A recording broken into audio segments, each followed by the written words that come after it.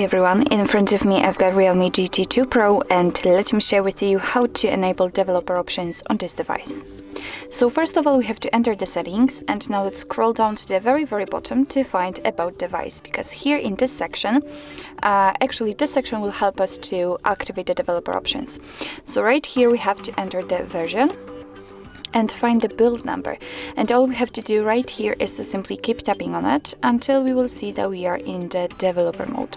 So now we can go back and we will have to find the developer options, and they should be somewhere maybe here in special features or in the system settings. Let's enter the system settings firstly and scroll down to the very bottom, and as you can see right here we've got the developer options. So let's enter, and as you can see here we've got plenty actually of advanced settings which we can customize, so a lot of them. So for example, we can change the smallest width, we can show surface updates, pointer location. Here we've got some options which are connected to the Bluetooth or overall to the networking, because here we've got also the Wi-Fi options, and so on and so on. So quite a lot of options, and all you have to do in order to turn on the feature is to simply tap on it, and as you can see it will be immediately activated and applied. Of course you can turn it off the same way. So if you've got the options without the switcher, like here for example in the window animation scale, just tap on it in order to open much more advanced settings.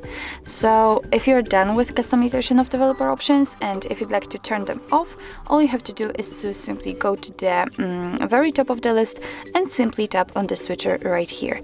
And as you can see, the options are maybe not even inactive, but they are not visible, and after getting back to the system settings, you can see that the developer options simply disappeared.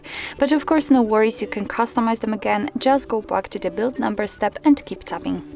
So actually this is it. This is how to enable developer options in your REALME GT 2 Pro. Thank you so much for watching. I hope that this video was helpful, and if it was, please hit the subscribe button and leave the thumbs up.